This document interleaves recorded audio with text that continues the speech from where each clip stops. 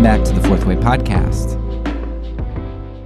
We began our season by talking about the importance of looking at what I deemed the false prophet, religion wielded for power. Since then, I've highlighted a few key ways throughout history in which the false prophet has reared its ugly head, something that it's had much opportunity to do in the West since the rise of Constantine and Christendom. Now, I understand how focusing on the negative, on the false prophet, could come across as if I think the church should be dismissed, but that's not at all what I'm saying. Mimicry is the highest form of flattery, right? And the co-opting of the good and the powerful is the way evil so often works. The fact that the false prophet has wielded and manipulated religion so frequently doesn't, in my mind, point to religion being evil. Rather, it highlights how wonderful religion can be. Religion is so wonderful and so practical, and so tied to the notions of meaning and belonging that we as humans have, that evil, the wolf, seeks to dress up in religion's clothing. I mean, just think about pseudoscience for a moment. Pseudoscience is ubiquitous, and scientists are constantly combating terrible scientific information. Con artists and charlatans are using science all the time, because it's, in many ways, the religion of our age. And yet scientists of all people understand that faulty science and misused science don't at all disprove the methodology and findings of true science. Rather, the desire to so strongly co-opt science shows that it has much actual power to describe our world and to help us live better lives. So for me, religion is an extremely powerful but an extremely good force. Yet, it's one which, like science, needs to be parsed out very well. We need great discernment when we come to religion. Now, discernment is very challenging, though, when it comes to religion, because in the first place, there are so many groups competing for your allegiance to them, to their denomination, claiming that they have the true orthodoxy. And such notions are really hard to dispel because false prophets are often very devious in their interpretation of the past and in their obscuring of facts. I came across this firsthand when I was doing my season on abortion a few years ago. I had heard that one of the decisions that the Southern Baptists had made back in the late 60s or early 70s was to uphold the importance of abortion in instances they'd never affirm today. Now, sure enough, I went to their archives online and I found the proof. But when I went back to the site a year or two later, it was gone. However, because I understood that these types of things happened, I made sure to store the site in the Wayback Machine, in the archives, so that you can still get to it. And I think I actually used the archive link in that season's notes. And I try to do that when I can. If there's a source that I'm like, I bet that's going to get pulled at some point, I try to archive it. So this is the type of thing that false religion does. Rather than dealing with true history, we manufacture the history that we want. Our history is important when commemorated in glorious monuments, but we don't acknowledge the monumental failures. There can be no such thing as weakness for the false prophet. Therefore, there can be no such thing as repentance. Repentance is weakness, and as we saw with our episode on the donation of Constantine, those who seek power need to believe in their heroic origins. They need to be part of a pure, unadulterated line.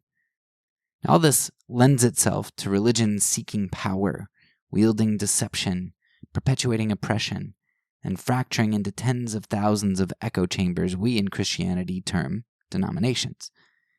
There can't be inclusion of others, of slightly varying beliefs. There can only be our truth, because our truth is God's truth. Isn't that how the saying goes? I mean, we've said it from the beginning of the season, and I'll say it again.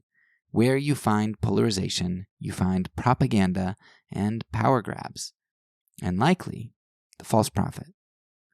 Now, this doesn't mean that one can't be exclusive in their beliefs. The early church had a rigid expectation for beliefs and actions to be admitted to, and to continue in the church.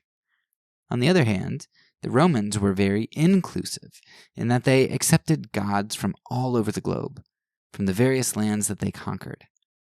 Yet the Romans showed us that their inclusivity was really pretty exclusive, and that they persecuted the Christians for their faith. While the Christians showed that their exclusive faith was really inclusive, in that it drove them out to the poor, to the foreigner, to the widow, to the orphan, and to help even the pagans who came down with the plague. So maybe we could look at this with a little bit of an analogy here. Let's think of the Romans as a large group, a very large group, very numerous, who built walls of defense around themselves, and anyone who assimilated to them could be in those walls. From those walls, they'd defend their uniformity, and they'd go out conquering those who weren't like them in order to bring them inside the walls. Now, early Christianity, on the other hand, it built tighter knit walls of exclusivity. But instead of being walls of defense from which it went out to conquer and bring people in and kind of become an island unto itself, the walls that it built were in order to create a safe space, more like a hospital or triage. The church and the four walls of the building that the church met in were a place where the doctors or the diagnetis, the souls of the world, could meet, recharge, heal, get their medicines, and recuperate.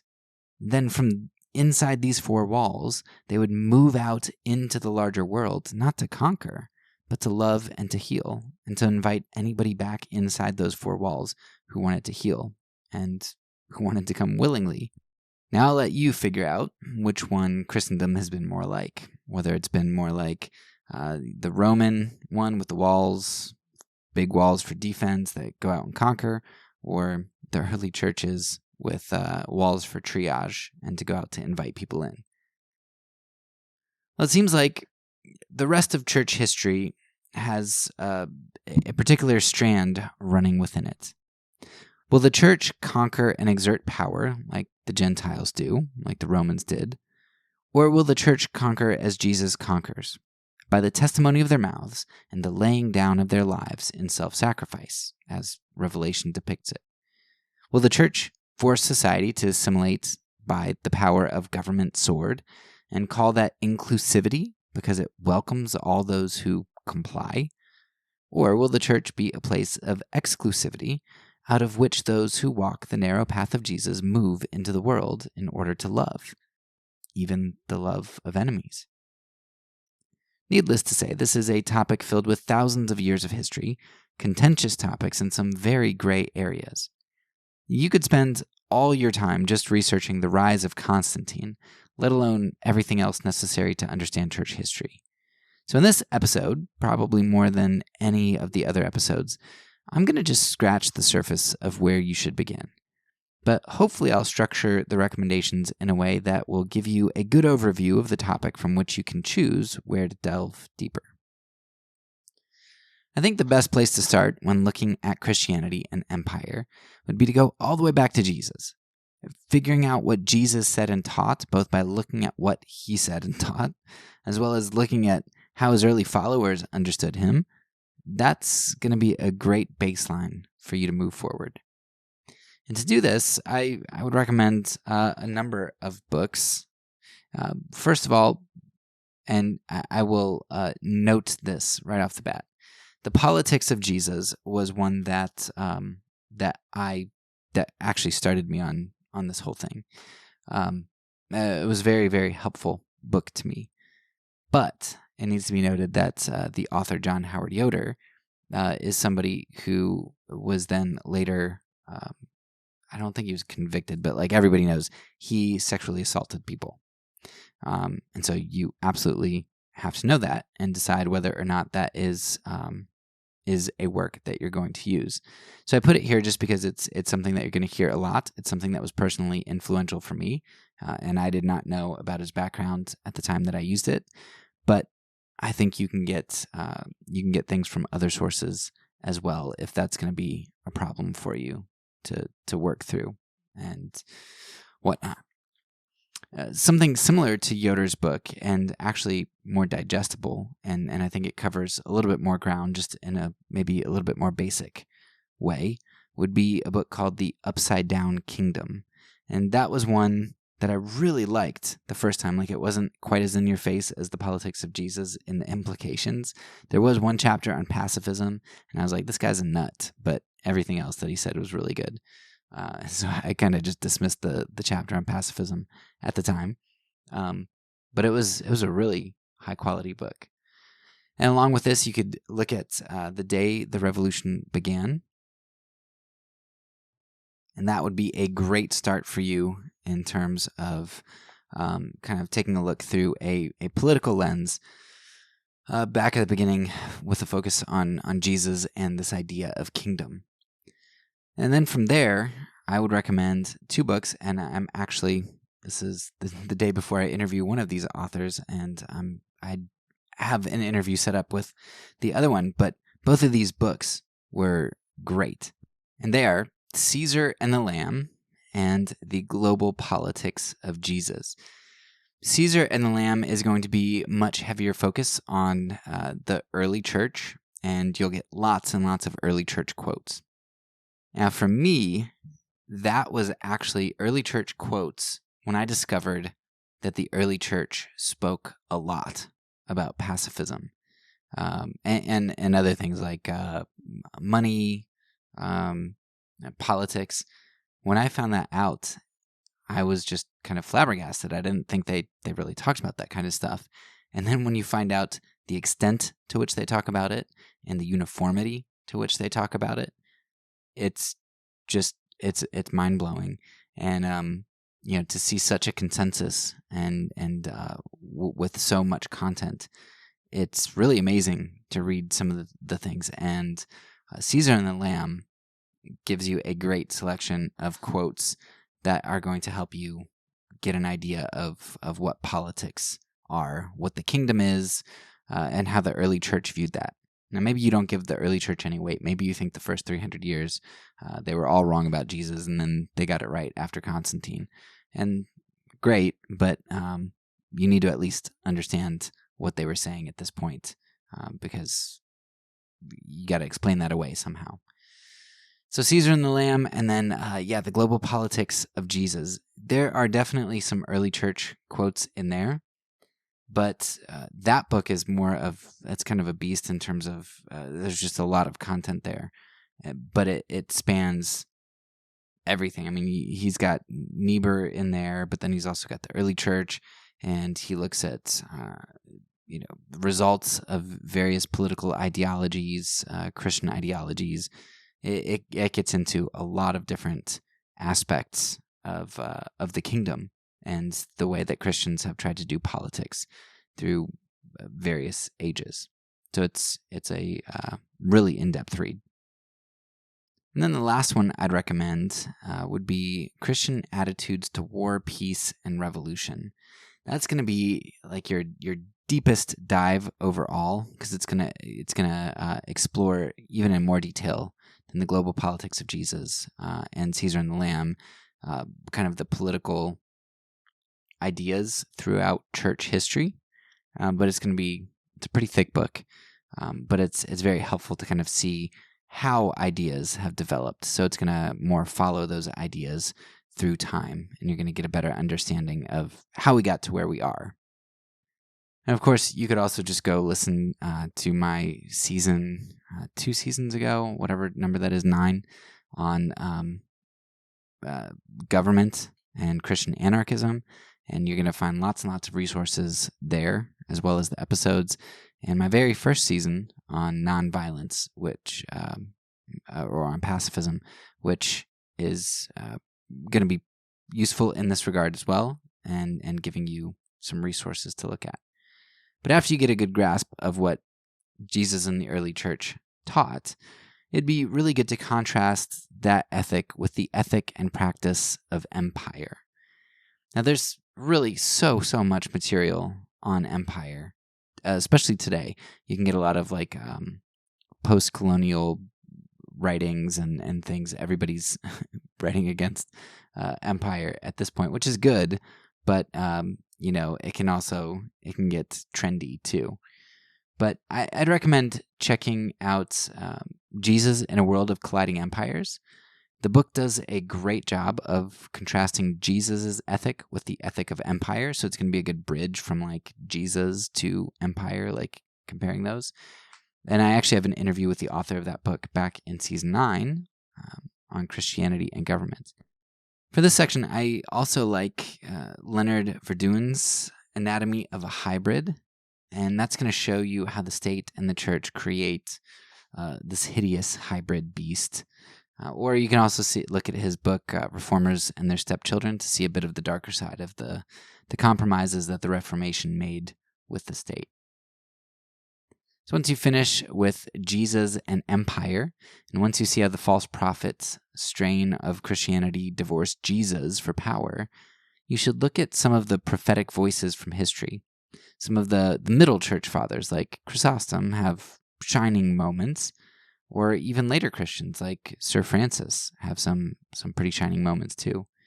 But as far as revolutionary books that are a bit more recent, I'd recommend looking at Kierkegaard, specifically his Attack upon Christendom. And you should also read Tolstoy's What I Believe and Bonhoeffer's Prison Letters. I personally really like Tolstoy. I liked both of the books that I read from him, What I Believe and I forget what the other one was. But I just like the way that he wrote. I don't agree with the extent that he takes Christianity. I think I don't know if he denies the resurrection, but that's way too far for me. And I think he denied some miracles and stuff. But he writes so compellingly and so beautifully, and he gives you a good perspective on some things there. So that should bring us up to modernity, and it's important to understand how the false prophet functions today. I would recommend, I think these are secular books here, these first two, One Nation Under God by Cruz and The Evangelicals by Fitzgerald. Both of those are very, very good books, and The Evangelicals is more of it's a thicker book, and you're going to get a much deeper dive into the history that brings us up to modern day fundamentalism and evangelicalism. One Nation Under God focuses mostly on I think 1920 to maybe 1960 is the focus, but they're both very good at helping. They helped me to understand the formation of my group and why we have some of the major problems that we do, and I think they'll give you great insight, and especially probably because they're not Christians themselves, so they're able to kind of look in from the outside. But then that also does lead to, I remember with Fitzgerald, I think there were one or two things where I was like, I don't know that that's an accurate depiction. So there are some downsides to them not being Christians too, because I think sometimes there are some assumptions that maybe they don't understand completely. But by and large, I think they're able to be a little bit more objective than Christians are going to be trying to prop up their own group. You could also take a look at Myth of a Christian Nation, The Immoral Majority, Jesus for President, and Democracy Matters. You might especially want to read Democracy Matters because Cornel West is going to be running for president next year, and he is the author of Democracy Matters, which was a great book.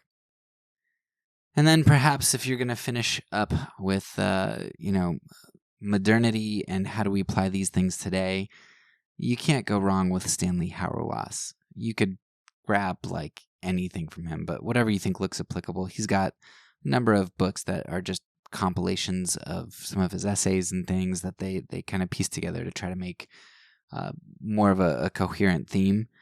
But he's just such a good ethicist and somebody who I think is very aware of reality, yet unwilling to compromise on the reality of the kingdom.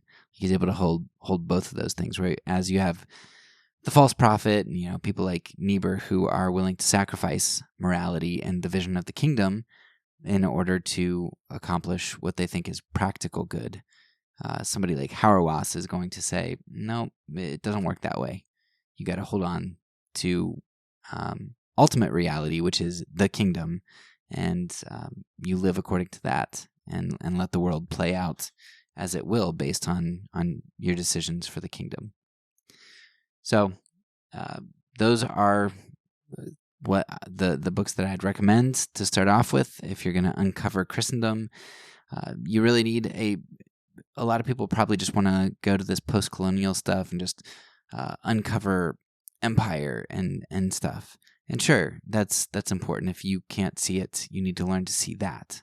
But beyond seeing the ugly side, you also need to see the good side, the side of people who are trying to give you a different vision. You need to hear the true prophets in order to see why the false prophets are false. So that's why, for at least where they speak on certain things, people like Tolstoy and Kierkegaard are great, as well as Hauerwas and such. So hopefully that gives you a good start in uncovering Christendom. That's all for now. So peace, and because I'm a pacifist, when I say it, I mean it.